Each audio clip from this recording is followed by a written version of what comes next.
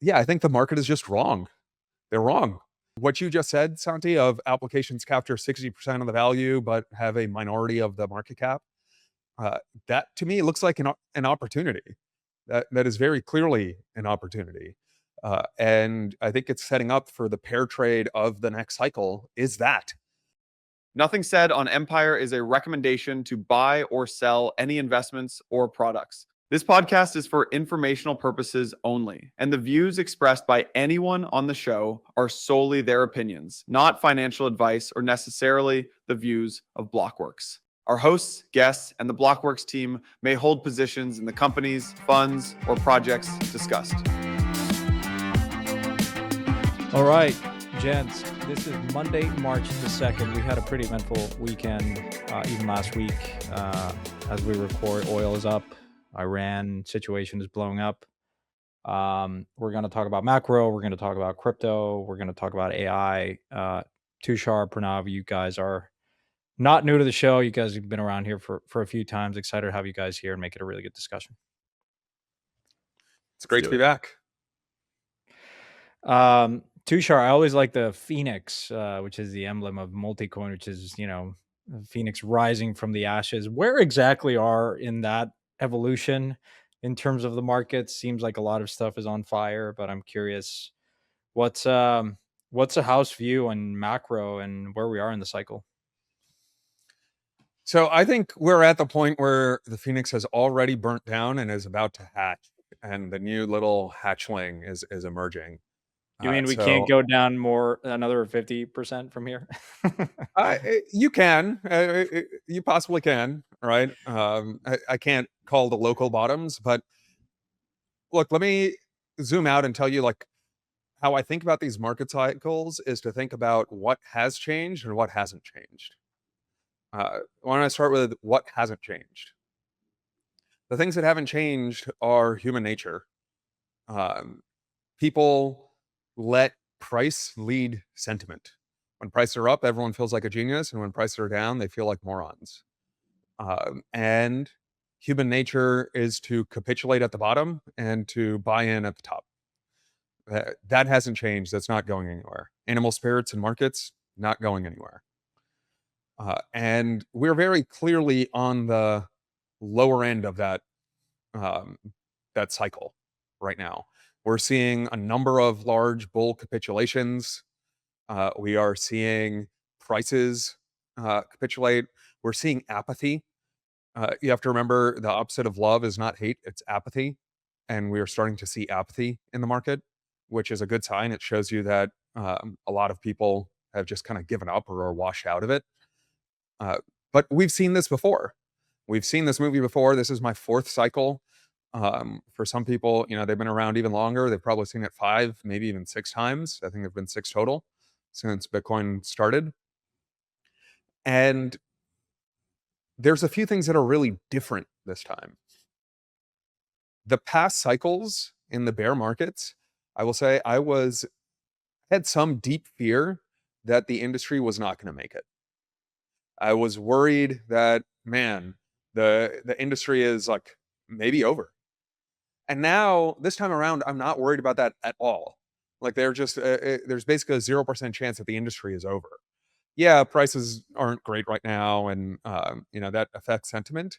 But we have engagement with the largest asset managers, with the regulators, with the politicians, with the biggest tech companies. Like everyone has underwritten this technology, and we are going to see all of them deploy using blockchains as financial rails.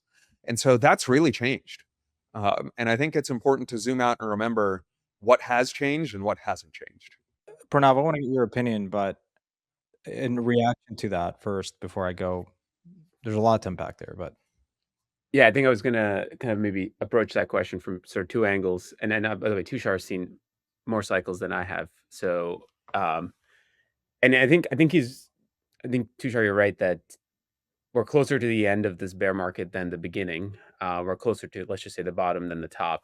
But the 2 questions I generally ask myself here is like, have we had capitulation yet? And I think to give you an anecdotal perspective on that, I was at iConnections last week, and the last time I did iConnections was in 2023. And just comparing the two experiences, we had a ton of more meetings with, let's just say, allocators across the board than we did in 23. And the general sentiment, and I think I would almost say even more qualified meetings. So like the 23 meetings where people just kind of like, do I YOLO into this or not? And it was like, 20% of the people I met wanted to YOLO into the asset class, and then 80% were just outright dismissive. This time around, I want to say 70% of the people had some framework for understanding what blockchains were about. And they were genuinely interested in asking, is this a time they should start to deploy capital because they're underexposed or have no exposure? So I feel like there's capital in the sidelines that is waiting to come in. Now, I can make the bullish case around that and say that must mean that we're closer to the bottom. But then again, I've seen the last cycle where people who wanted to buy the dip ultimately all went away and said this asset class was dead, and that was the bottom. Like that sentiment of like this asset class is dead is the bottom, and that was probably right after FTX because it was so bad. The sentiment was so bad. And the question I ask myself is like, do we need one of those? Like, do we need like that, like this asset class is dead type feeling? And I think you would probably say 2018 or 19 even felt like that. So I don't feel like, just anecdotally, I don't feel like we haven't hit that that negative sentiment yet. Doesn't mean we have to. Maybe this time we don't have to. But I think that my perspective is there's a very big wider dispersion, and historically there's been a lot of correlation within crypto. And when you think about the investable universe in the early days, it's just Bitcoin, and then it was Ethereum and smart contracting platforms, and then applications on top of that. And now you're at a point where you have other products and ways to get exposure as an allocator. When people go to Davos and they hear Larry Fink talk about tokenization, question for you, gents, is where is that incremental buyer going to come from, and what are they going to express the thesis for blockchain? And for me, like last year, I really restructured my book and said, okay, tokens are very broken across a wide variety of reasons because we haven't really been able to structure them as equity compounding instruments. The only things that the only things that have done well closely resemble equities, like hyperliquid of the world. But like, am I better off investing in Ethereum at 300 billion or Stripe at 100 or 150 billion? And really, who's going to capture and compound using this technology? Is it a BlackRock? Is it a Stripe? Is it figure-like businesses where you're sitting there and saying, I think no one discounts now the demand side of the house, which is stablecoins are going to continue to grow. It has very positive tailwinds with agentic commerce and, just businesses and cross-border and what have you. Tokenization is going to continue to be a thing. Like Wall Street is going to continue to push the technology forward. Question is, like, on the supply side, block space is infinite and easy to replicate. Tushar, you guys were early investors in Solana. The innovation between Ethereum and Solana, 0 to 1. Ethereum and all the high throughput blockchains, I would argue, not as meaningful. But we have like this plethora of blockchains. How do you guys position your portfolio to be playing like, yeah, I think everyone in the room agrees like crypto is going to continue to grow, but that doesn't mean that like Ethereum is going to be worth $1 trillion. Yeah, maybe I'll give you a framework, and this kind of was maybe segues to like the when question and then the where question, right? So let's just say you do think we're kind of close to the bottom and you want to start to express directional risk. We both, Tushar and I both obviously do tokens, equities, kind of all the above.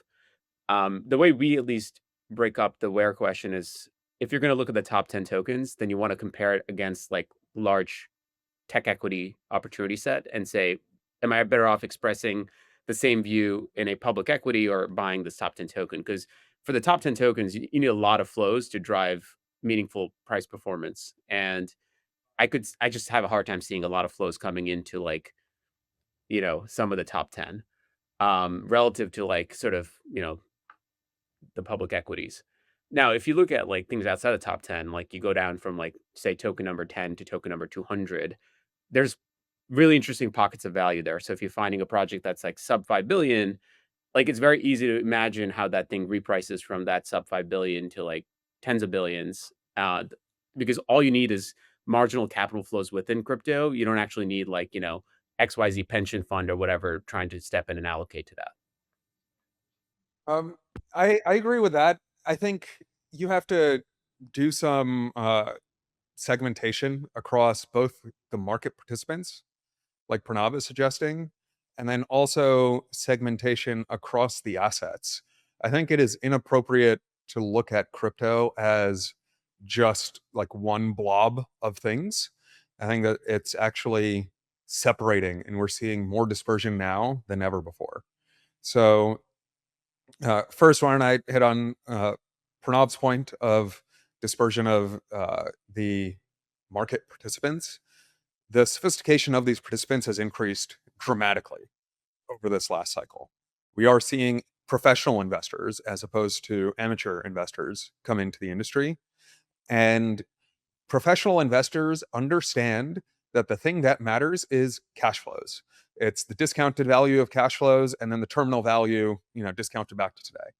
And that's what, we've all been taught this. We studied this in school. And it's not a uh, theory in the sense of like, oh, I think this is true. It's kind of like the theory of gravity, in my opinion. Like, I believe it is a fundamental truth of finance that assets are worth the discounted value of their cash flows, and you can get distorted away from that for short periods of time, but gravity always comes back. And I think that is what has driven a huge repricing in these tokens. Is we've seen the unsophisticated retail actors kind of get washed out. We've seen the people who are betting on narratives and momentum and using lots of leverage get wrecked this last cycle. Not the first time. This happened before. But we are now seeing that things that have cash flow and potential for cash flow are doing really well and are holding up. And no, are they at all-time highs? Like, maybe not, but they're holding up really well. Yeah, look at I it. To just, I mean, I got cooked on the timeline because I came out with this idea of price to sales ratio and PE ratios, and everyone's like, "Look, man, you're really overthinking this. Like, you got to focus on network effects and Metcalfe's law, and new paradigm, and future fat protocol thesis, new fundamental. Like, I again like." I do I maybe want to double click on that a bit in terms of where you're seeing. There was a really good report by 1KX that talked about value accrual flowing out to applications, whether it's DeFi or DeepIn. And you guys have both invested across the stack. For better or for worse, like most of the concentration in market cap continues to be at the L1. Is that just telling you that, like, when you think about what gives value to these things, it's not like, because like from a cash flow perspective, applications now, I think command like are capturing 60% of the value, and L1s are not capturing as much, but the valuations from a market cap perspective, L1s continue to be the lion's share of it.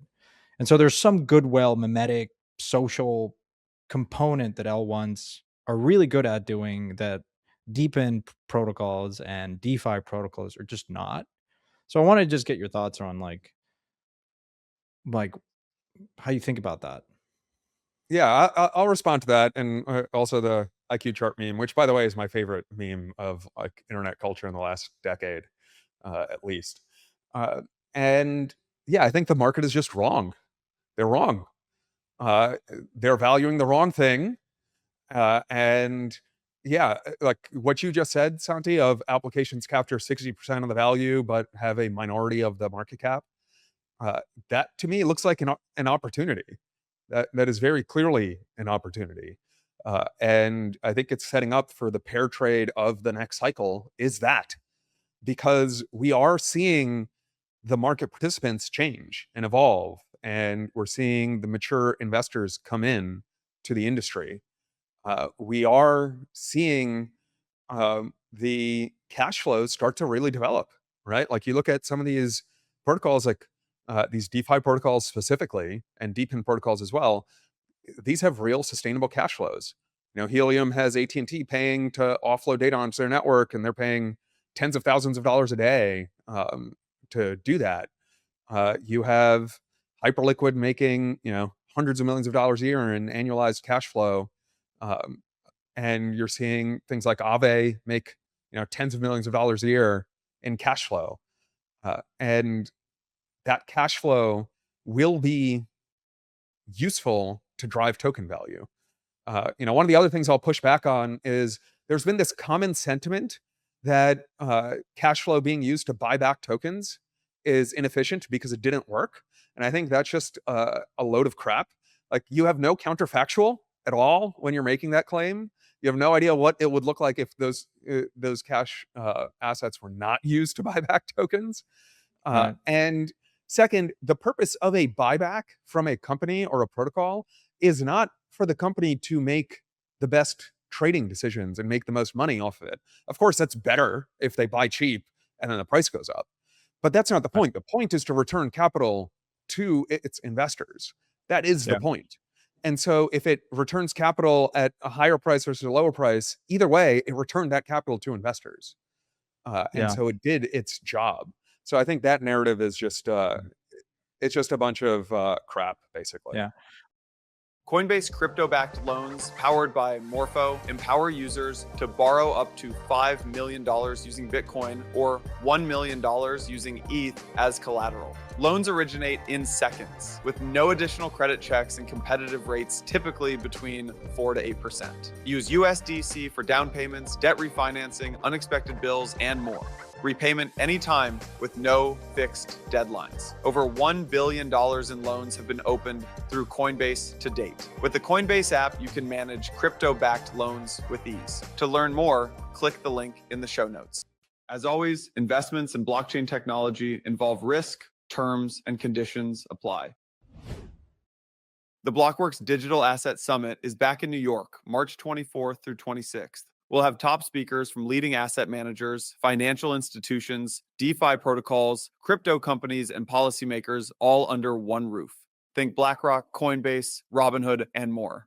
Follow the link in today's show notes to buy tickets and make sure to use code EMPIRE200 for $200 off at checkout.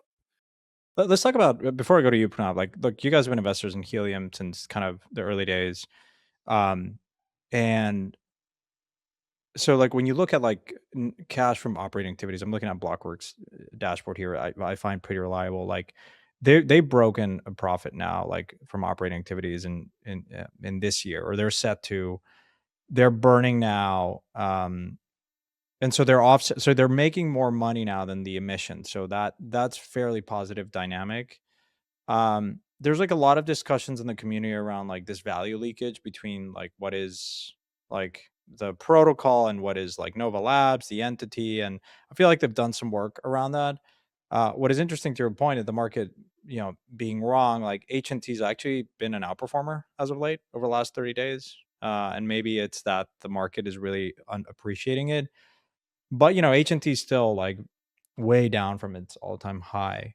I'm curious, as you guys like constantly, I know you're the kind of guy that constantly re-underwrites his thesis. Like, when it comes to Helium, is it just that like it's the MVNO is growing, like the network is really strong, like they're offloading, like these things are like these networks are churning. Um, but what is the disconnect? Because like Helium, you could argue that like if you look at the MVNO and it has, I think, over 1 million customers, and you comp it against like a traditional MVNO like Mint Mobile, it should be worth probably a bit more when you look at the network, and like it should probably be worth a bit more, but it's sort of stuck in that, even though it's outperformed the last 30 days. But like is there some truth in like value leakage and this disconnect between the entity and the token, and or what is the causing like the network to be undervalued in your opinion? Or maybe you don't agree with that. I do agree, and I think it comes down to one major thing, which is that markets hate uncertainty. And with the two cap table structure right now, markets perceive some uncertainty on value capture. And they're not sure, what should I buy? And so instead of saying, oh, I'll buy a little bit of both, they say, I'm going to buy nothing because this is too complicated. And it's not like, this is some, $50 billion asset or company that it's, you're going to do all of the work to figure it out. It's still pretty small. And so people put it in the too hard bucket and then they move on and they just don't pay attention to it. The reason why there's a separate token and equity cap table is a regulatory hangover. It's because of when Helium launched, you couldn't have those things be combined. You had to keep them separated. Obviously, we had all the regulatory battles. Helium got sued by the SEC, with the SEC finally settling and saying, no, H&T is not a security. So, that hangover still persists. I do believe that Nova Labs and Helium will figure out a way to correct this and figure out a way to align all the value. We've seen a number of examples of this recently. I thought Uniswap doing that recently was a good example. Aave, just the vote to do that passed this weekend for basically folding down Aave DAO and Aave Labs into a single entity. At least I know I'm overly simplifying it, but I think that's like the simple interpretation of it. And I think you're going to see this as a mega trend across all of these crypto businesses that have this regulatory hangover and have real revenues. And just like the markets hate uncertainty, they love clarity. And that could be a catalyst for repricing all these things, where you're seeing, like positive yields off of Helium burn mint emissions, right? Where you're seeing the cash flows from an Aave get redirected, and just don't see any sort of leakage, and everything is just like certain now. I think that can be the catalyst to get this class of professional investors to be excited about these.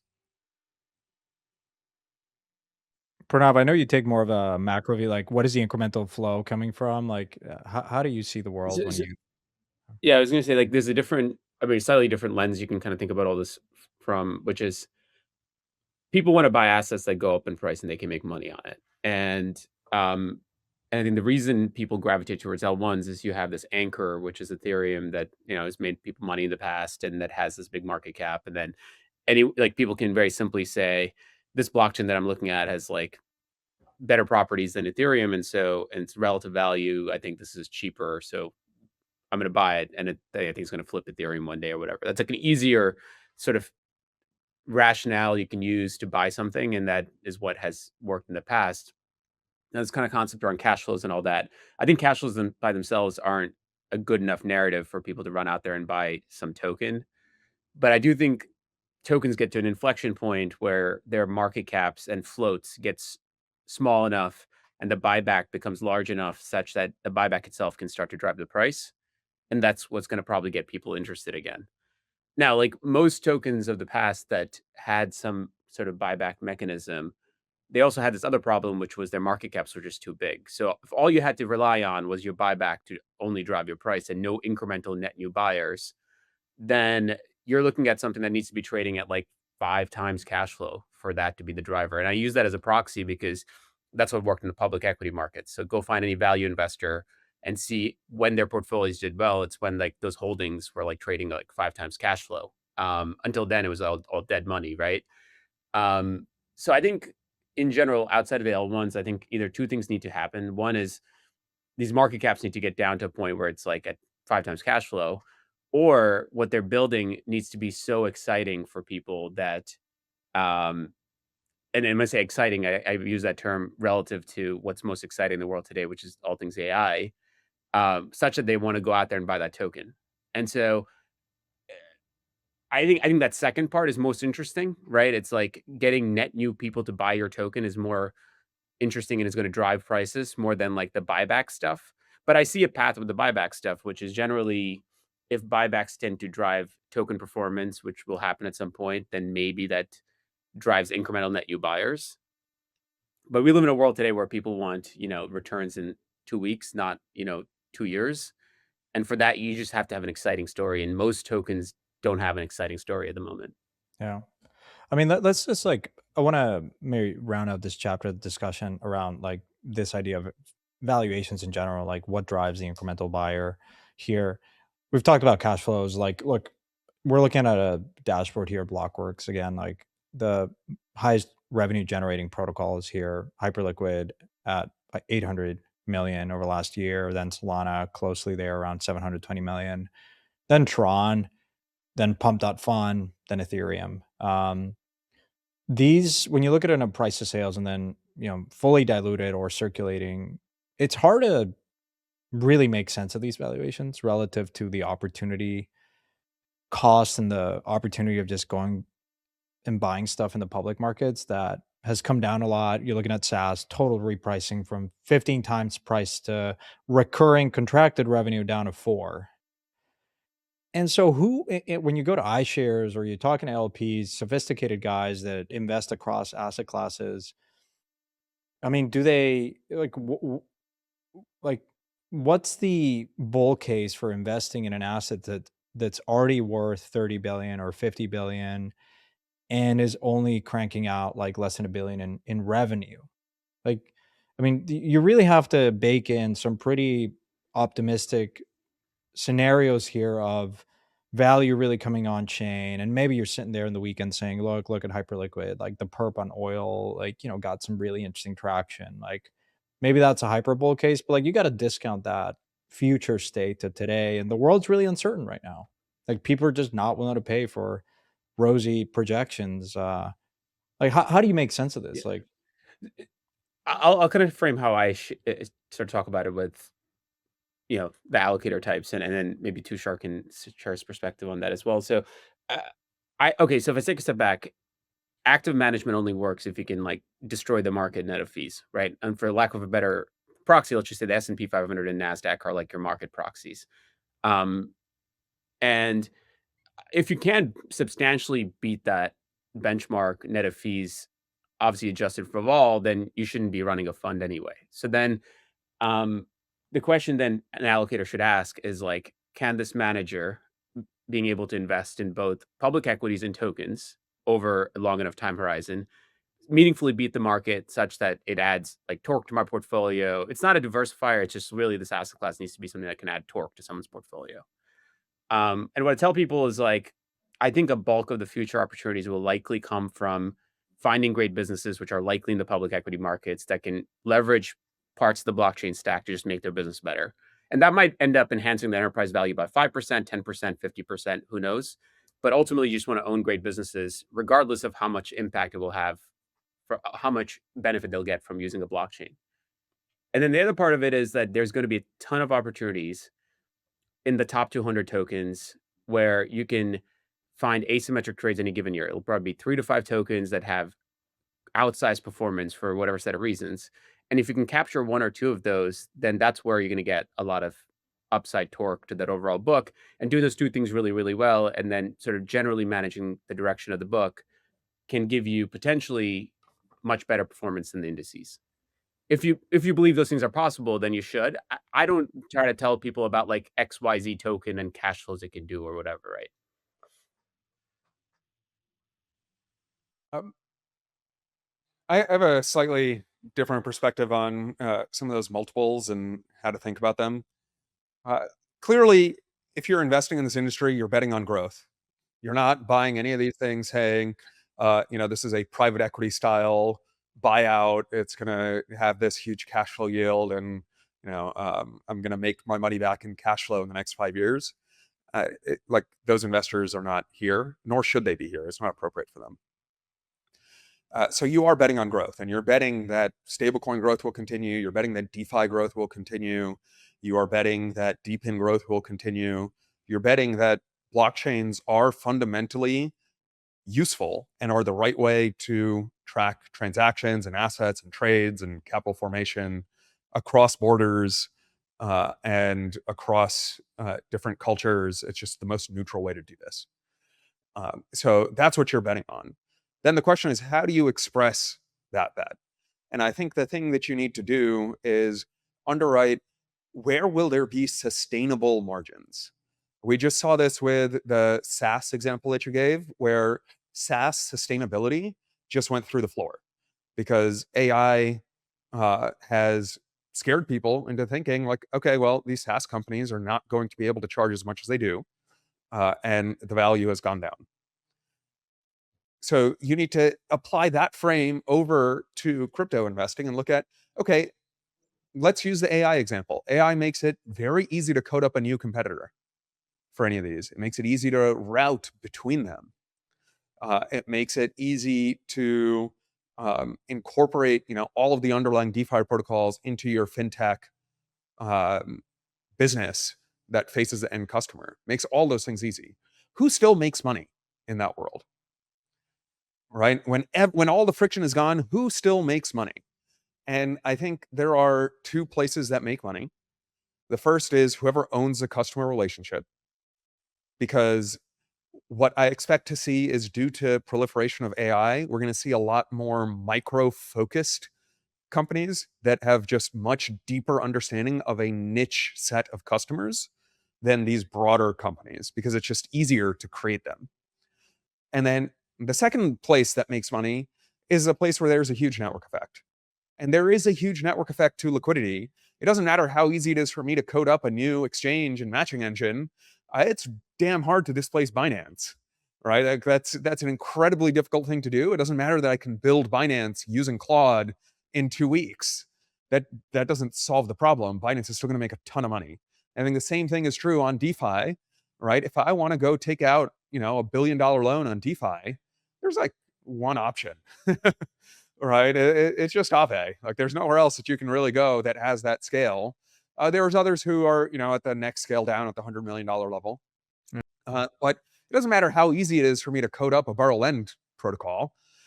If there's one place to go to match borrowers with lenders, and, with that liquidity, and actually like the plethora of new people plugging into it, because AI tools make it easy for them. They don't have to underwrite like, oh, should I go to Aave or should I go to Morpho? Should I go to Camino? Like, what should I do? They just tell the agent, like, borrow for me at the best rate, at the, best risk terms for me. And then the agent just does it. Then what makes money is the thing that I'm talking to, which owns the flow, and then also the back end, which owns the liquidity. And I think you don't want to be anywhere in the middle. I don't think you want to be at the base layer either. And so that's why I think, the big pair trade of this cycle is going to be apps versus L1s. I promise I won't keep pulling this up, but this is ranked by like lowest price of sales. What's interesting here is when you look at the 20 of these names, there's not a single one in here that is an L1, except Hyperliquid. And I think look, I've written about this. I do agree with you. It's a pair trade of the century in many ways. But like talking about like as it relates to your portfolio, like give me a reason, like why should you be holding any L1 when you can go buy Pump? You can talk about meme coins are here to stay. It has established itself as a venue as a launch pad.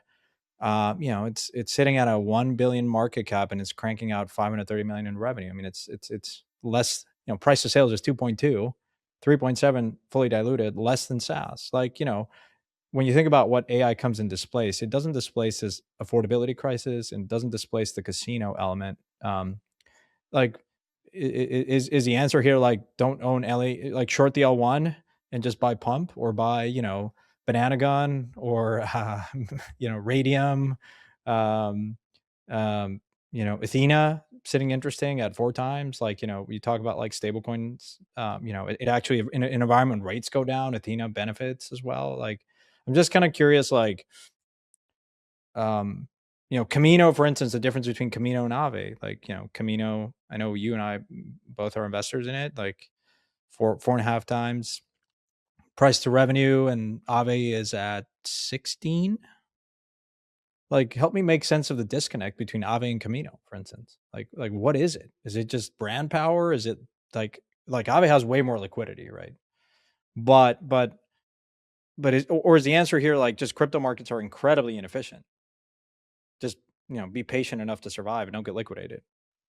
That is absolutely the answer, is that the markets are really inefficient and they're emotional. And you see emotional market participants go and drive prices to completely irrational levels. Some of these assets that you just named have idiosyncratic reasons why they're valued where they are. For example, Pump Fun, great revenue. I do think meme coins as a concept are here to stay, but they have a huge unlock coming. And a lot of people are up like massively on that investment.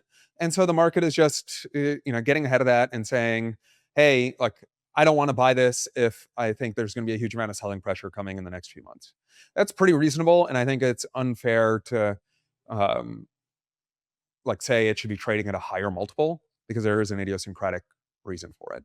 The other thing to look at is, like, on that dashboard you pulled up, it's showing trailing 12 months, but really what you should be thinking about is projected next 12 months, which in crypto is very different based on where you are in the market cycle.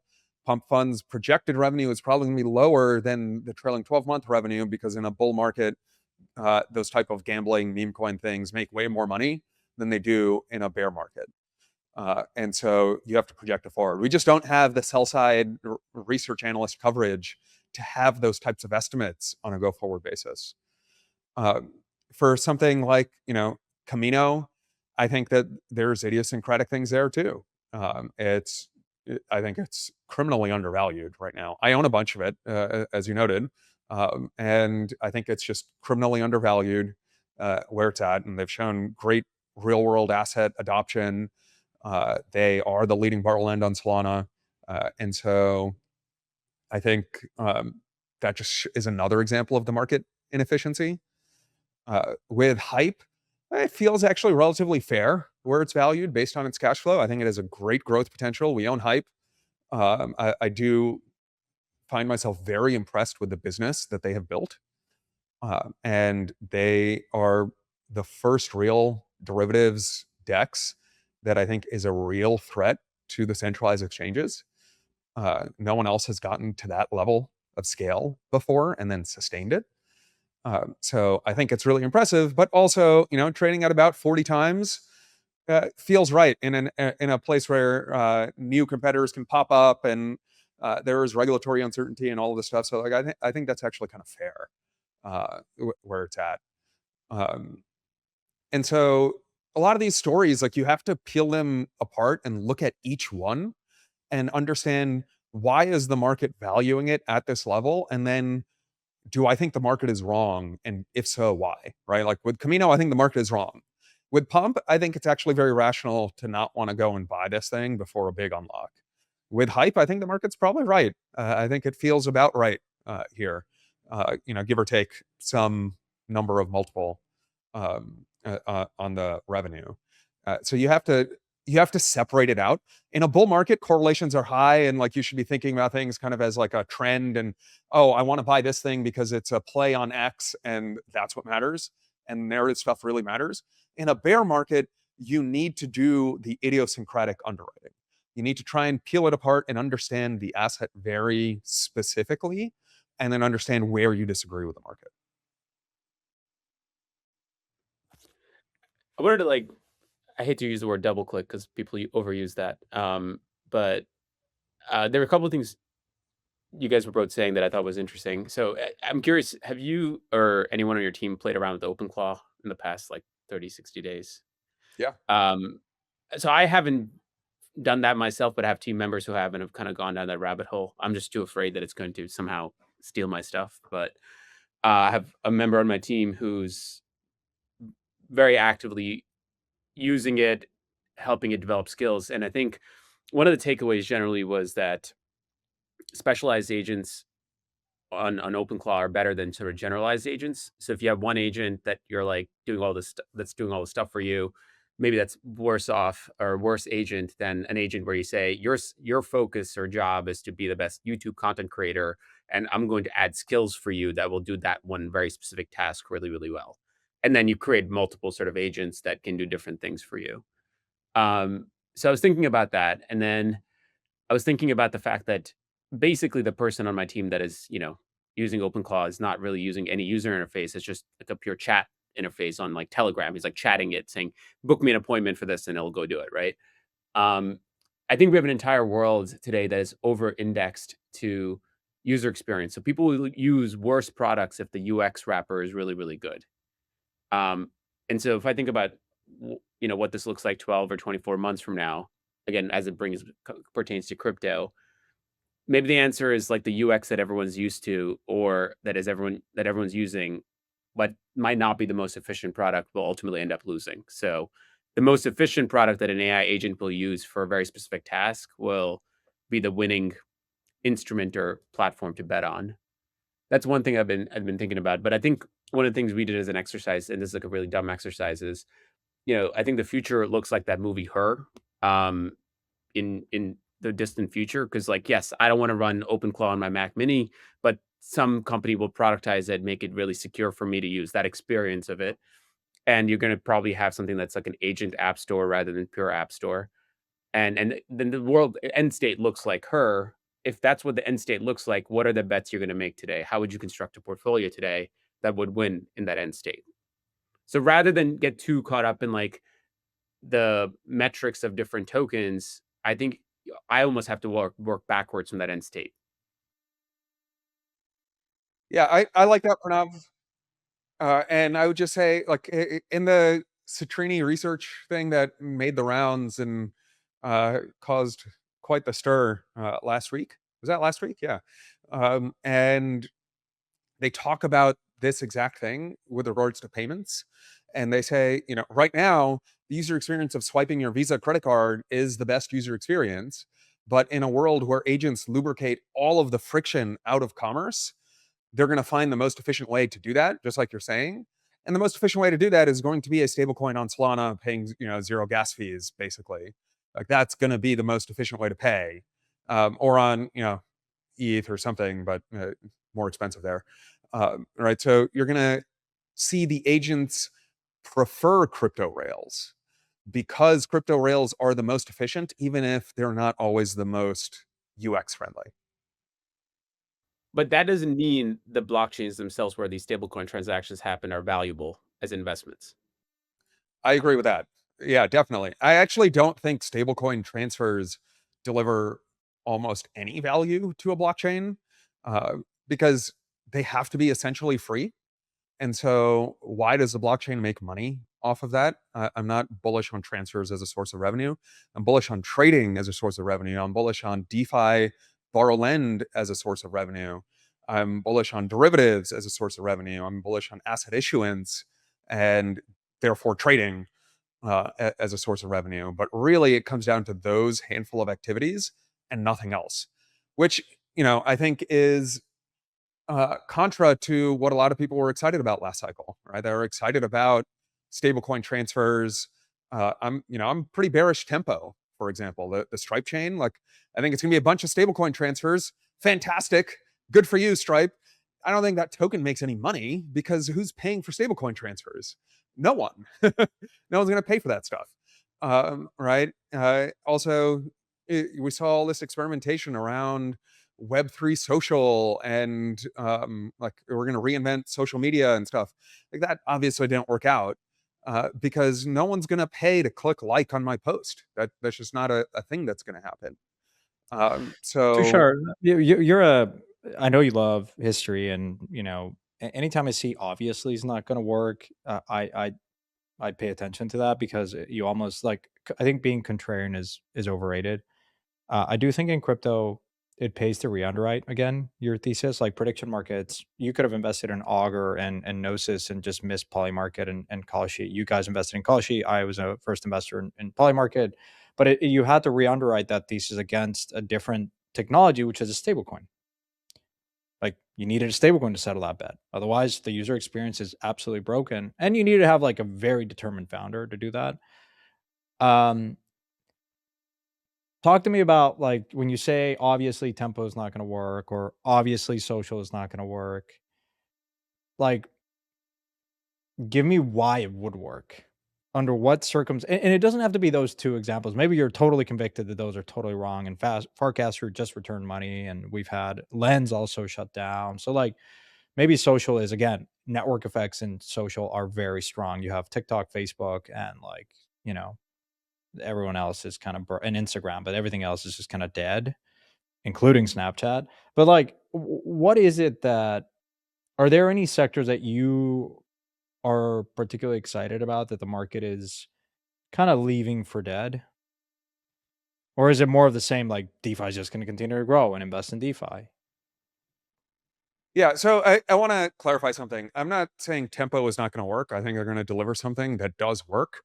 I just don't think stablecoin transfers make a bunch of revenue.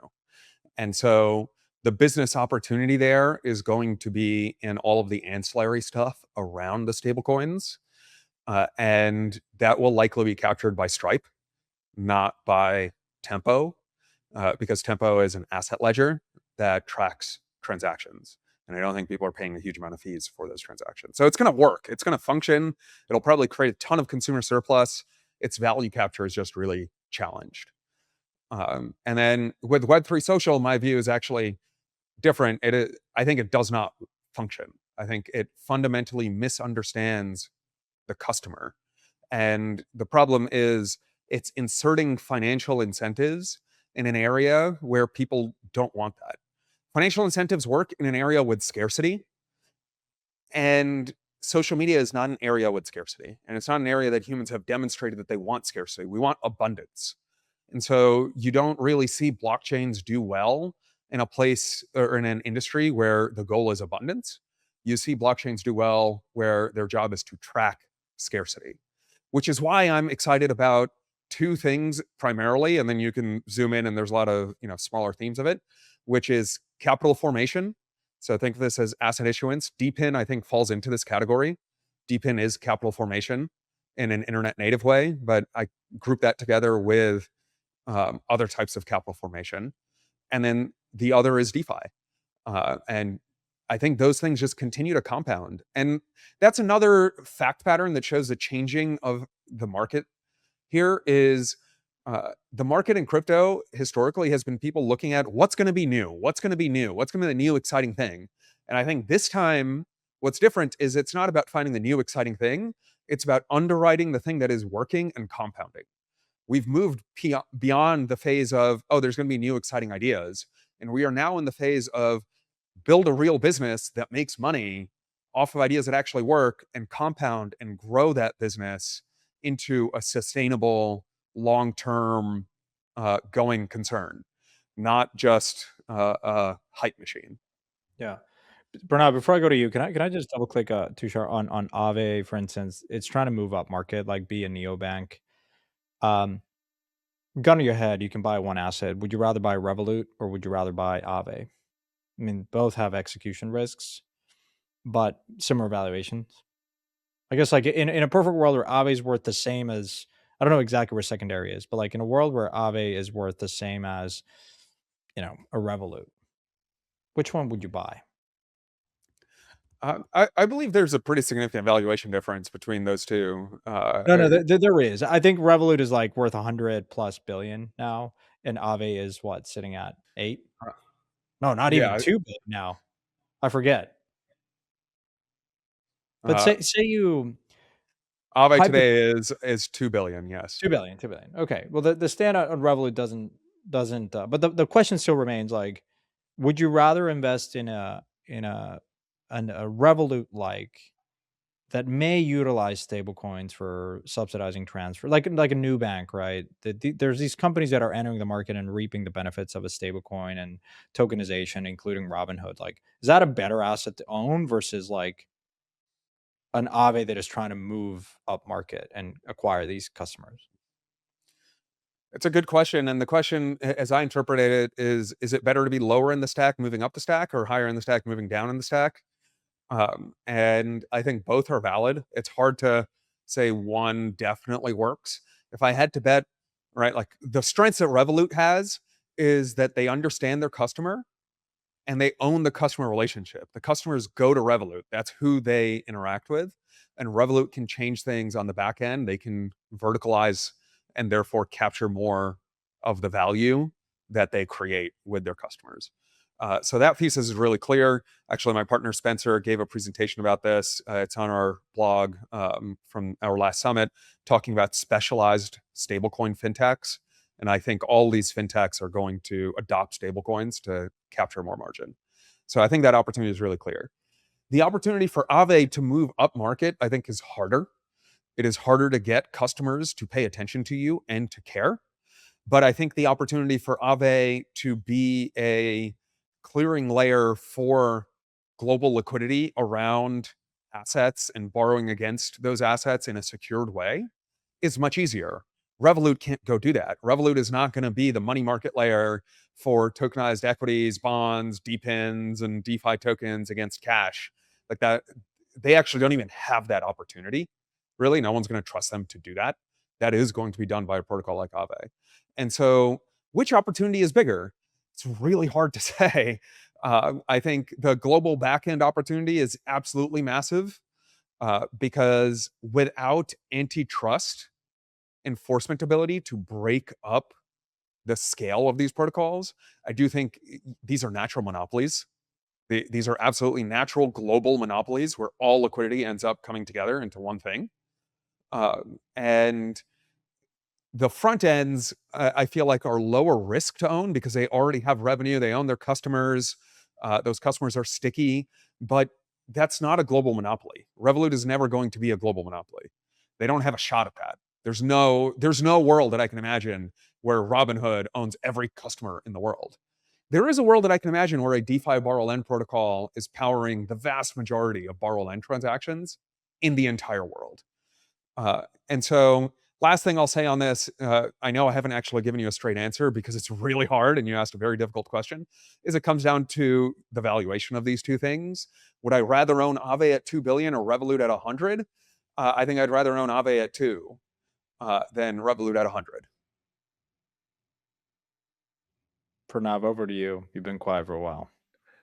No, I was going to touch on the Web3 social thing only to play contrarian because I would agree with Tushar that like there's no product market fit there in the sense that customers don't want to be like looking at trading stuff on their social media feed. I think the approach had been generally just wrong. Now, in December I did rethink my thesis a little bit on this because so I was looking at Zora as an example, and I was like, man, this thing's such a missed opportunity because I saw this guy Nick Shirley and the thing he was doing in Minnesota really go viral, and he was on some podcast talking about how he hasn't really raised any capital, and there's all this interest from his followers for him to do this investigative journalism thing, but do it in LA. And there's always been that opportunity in crypto where you can find interesting creators you like and you want to support them economically and have the ability to participate in the upside.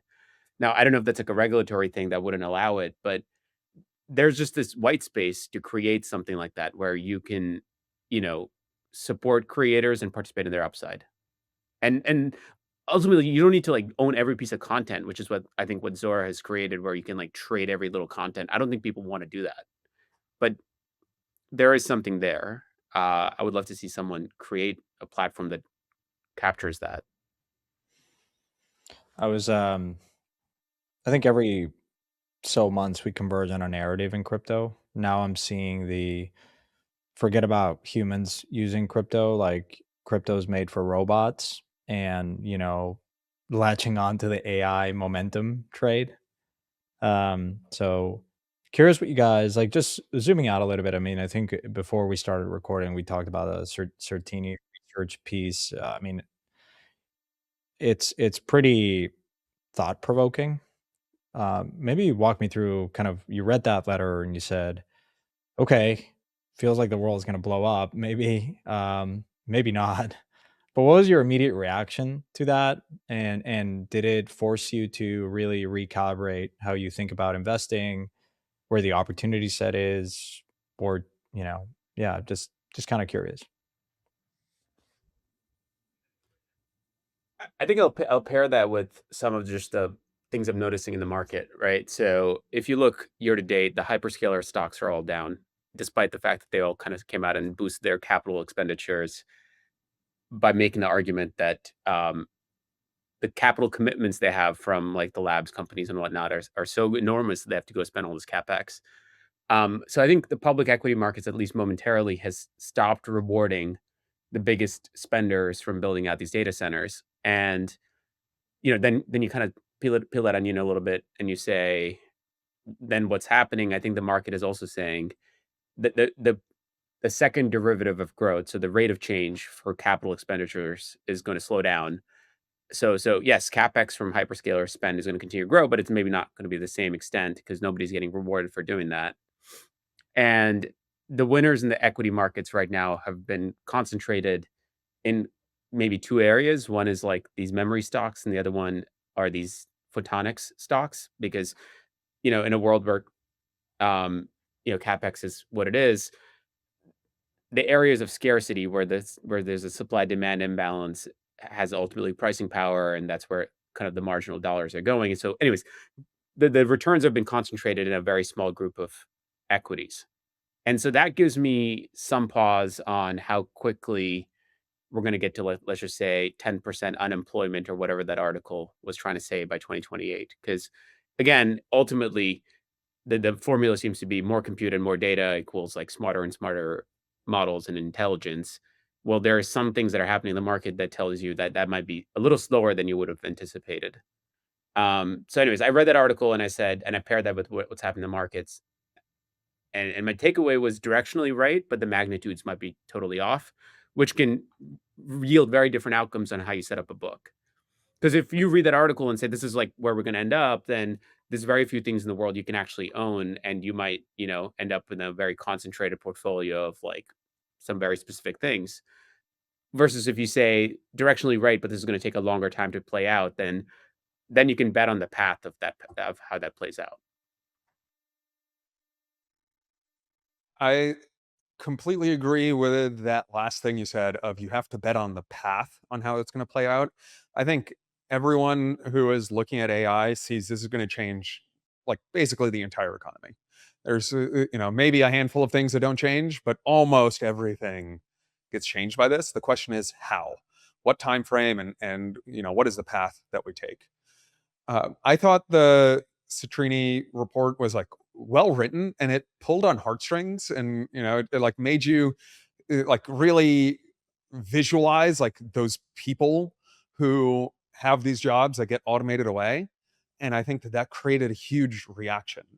However, it ignored a lot.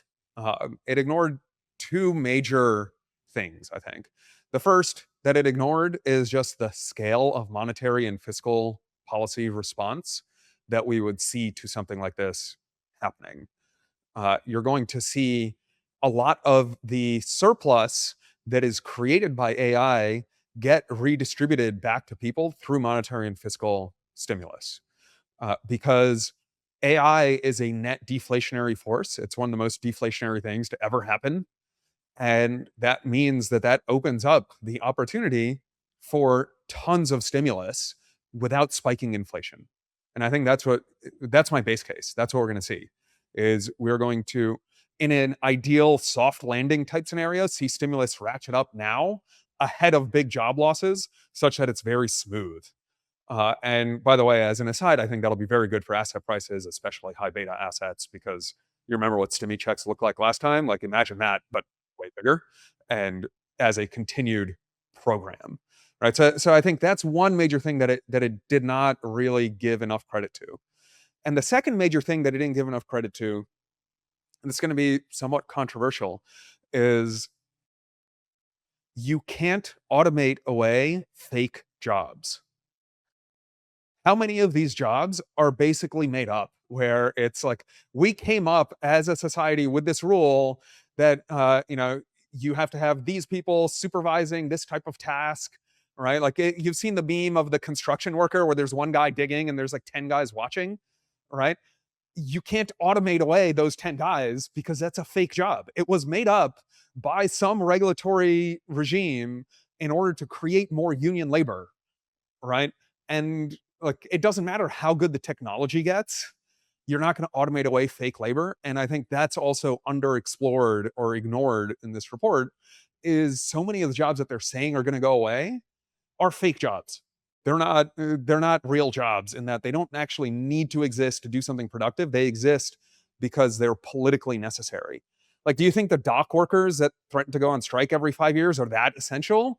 Or could we automate our ports like China has done? Like, we could automate them. We still got the fake jobs. That technology has existed for a long time. Why does that not apply to the white collar work that they talk about in this report?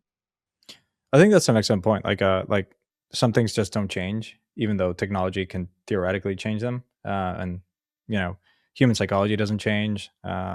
Regulatory capture doesn't necessarily change.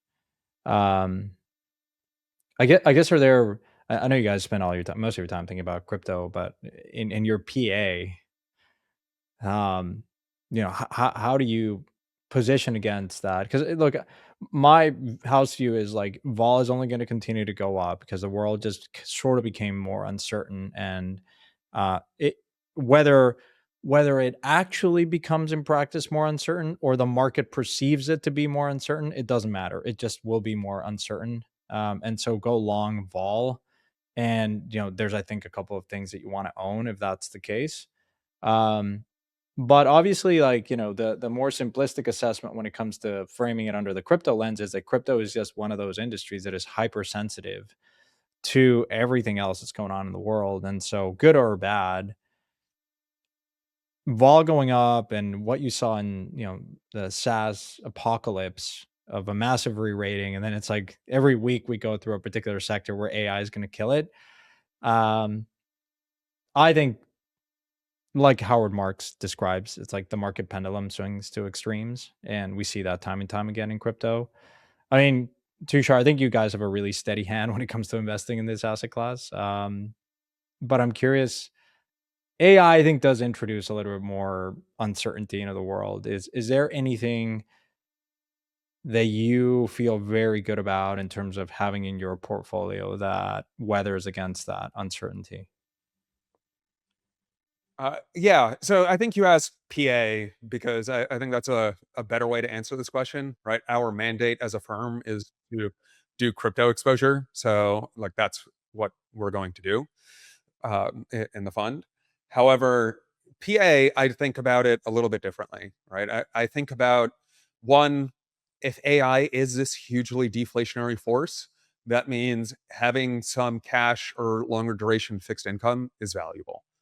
Uh, because in a deflationary world, that cash becomes way more valuable. So I do have a bucket of that. Um, Two, and this is the more exciting fun part, is I have a bucket of really moonshot type deep tech bets.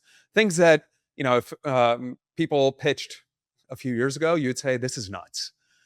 Like, this requires like 5 compounding innovations in order for you to actually deliver a product to market.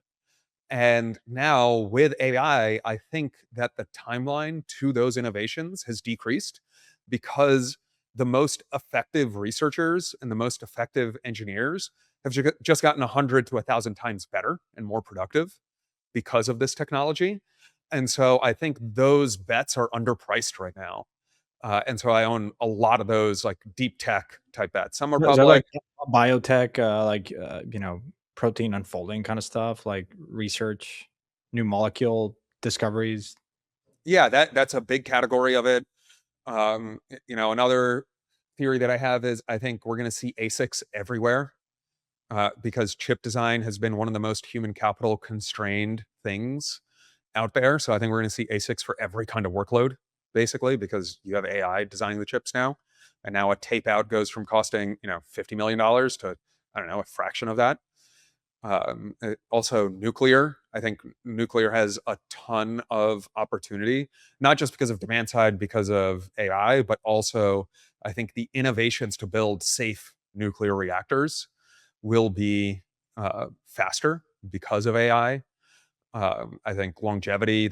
There's a whole set of like super moonshotty uh, kind of opportunities that I think are exciting. I think crypto is really exciting because, once again, I think it is the lowest friction way to trade or have capital formation.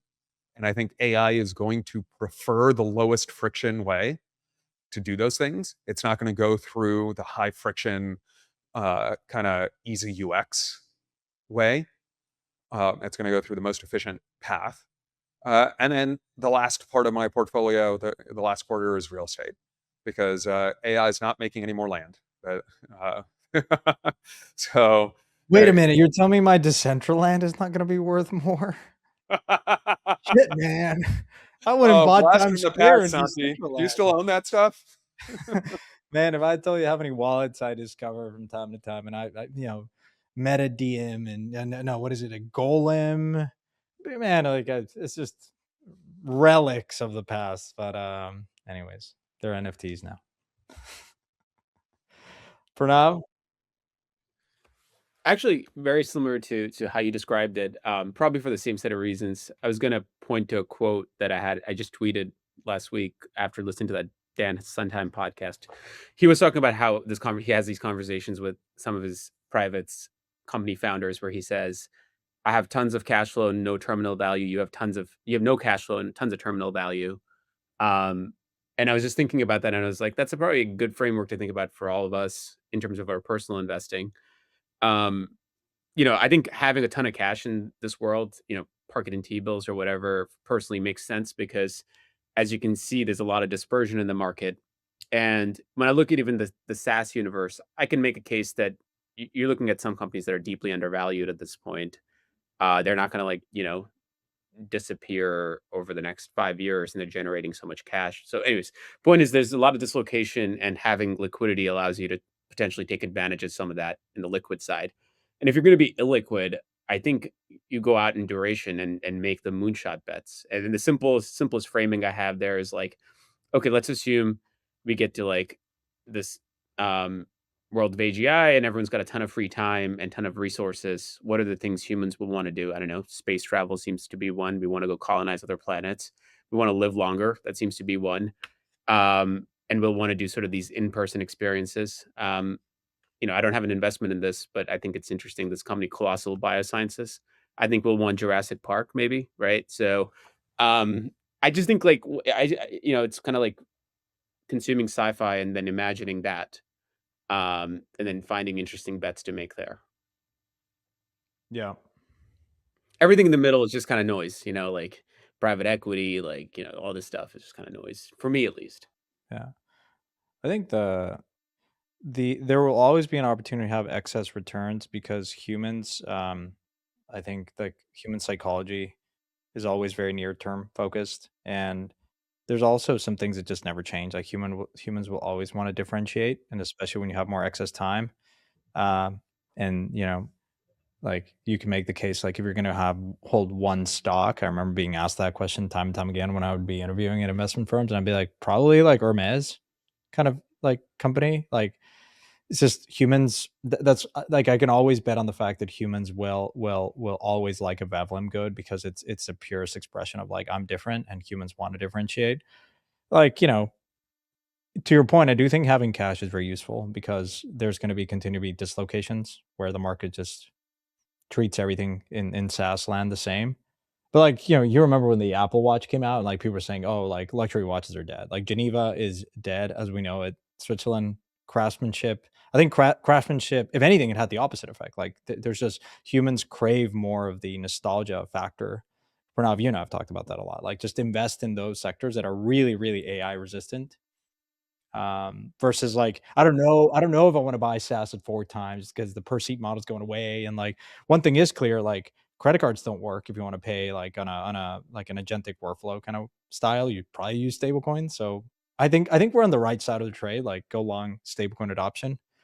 How you express that may not be buying Pump or Solana. It might require rethinking how we like go along the stablecoin thesis. Yeah, in a lot of ways, what you don't own is just as important as what you do own. Right? In this world of extremely passive investing, people just own everything. And I think you can outperform by just not owning certain things you think are going to do poorly. You don't have to specifically own the biggest winners. I like to own the biggest winners. Like that's what I want to do. That's what I enjoy doing all day, every day. But I do spend all day, every day thinking about investing and thinking about markets. Some of the listeners here may not do that. And, the very simple kind of heuristic I would offer them is sometimes not owning things that you think are going to do poorly is enough to generate outperformance. Hey, Tushar, you're inverting right there. I love it. For now, I mean, we've covered a lot. I mean, I know coming into the discussion, we wanted to talk about sectors that we like, AI in the conversation, obviously stablecoins, the state of crypto. I don't know if we've touched much on, just as we think about rounding out the discussion, like things we have learned, or things that perhaps you really want to continue to double click on, as you say, Pranav. Like, hey, I feel like I really need to level up and have a better understanding of, or things you're really paying attention to. Just kind of curious if, as we round out the discussion, like just if we can focus on that. Yeah, I'll just keep one simple one. I never used to pay attention to technicals. I always used to think the people that draw lines on charts are kind of silly. I still do think a lot of that is very silly, drawing lines on charts to then say when you buy or sell something. Um, but I was just, spending some time over the holidays thinking, just listening to a bunch of old Stanley Druckenmiller content, and I heard him say something in one of his older interviews that I thought was interesting. He said he never usually looks at the fundamentals first. He always looks at the chart, and if the chart makes sense, then he'll go look at the fundamentals. Now, I don't know if I'll go to that extreme, but I did build a bunch of tools for myself thanks to AI on what are the best kind of technicals to map out over if your investment time horizon is 12 months, right? So if your investment time is under a day, then you're using a whole bunch of different things versus if your horizon's a year or 2 years. Um, and let the market essentially be the signal to you if something's working or not. So that way you don't end up with a completely contrarian portfolio where maybe one thing works and nine things don't work and ultimately you make no money. Like that, it avoids that outcome in a world we're in today. Because the world is telling you where capital wants to flow, and using that as a signal is often helpful. So anyways, point is I built a bunch of tools for myself to look at technical indicators over a 12-month time horizon, which I wouldn't have done, a year ago. So, is this me reading into it saying you're long copper and just not overthinking, like the most crowded trade now? Like you're just long copper and call it a day. The same way you could have been long. I feel like there's an element of like you want to be smart. You want to feel like you're smart when you make money, Yeah.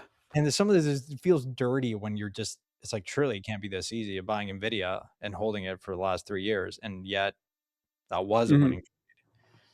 I feel like, I've seen a lot of family offices, especially second, third generation folks that they want to feel relevant, they want to feel alive. So they go and do and buy the shit that Goldman offloads to them and that no one else wants, and the reality is just, dude, just punt the NASDAQ and the S&P and just focus on like having more free time to live your life, but Yeah. very few people resist like just, anyways. Funny story on that, actually.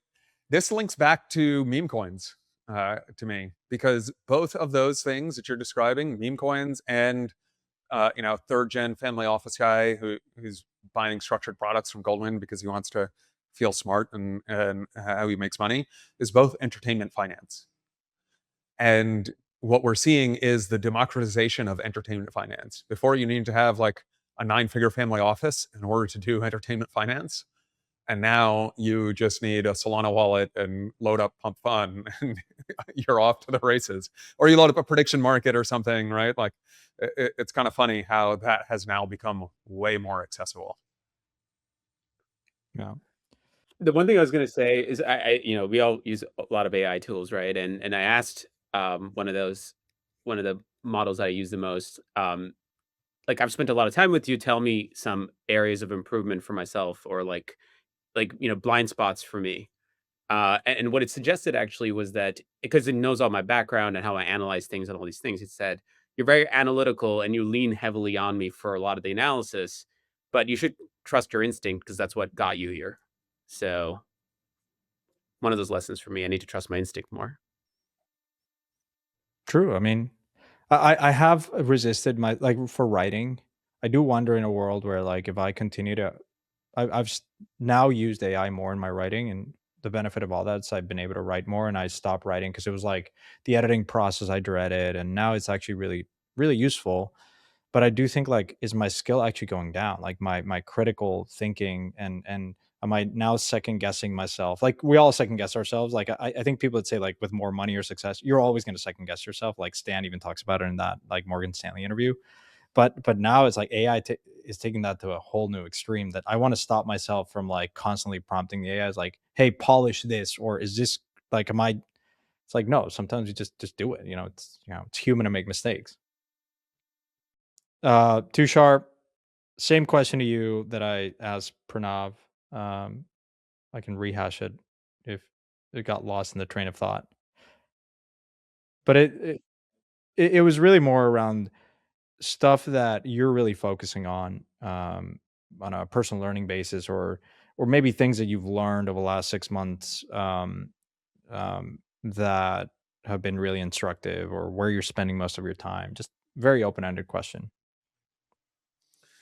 Um, so I think AI has been the driving force for all of us on learning over the last 6 months. Uh, One of the things that I've been really excited about and I've been doing personally is just focused on health, fitness, and using AI tools to help me construct experiments for myself. Right, like one of my beliefs, and I used to be in the clinical research world before I was in crypto, so I had some background in this. One of my beliefs is like clinical research is an industrial age process. It's designed to look at what works for everybody across a large set of people.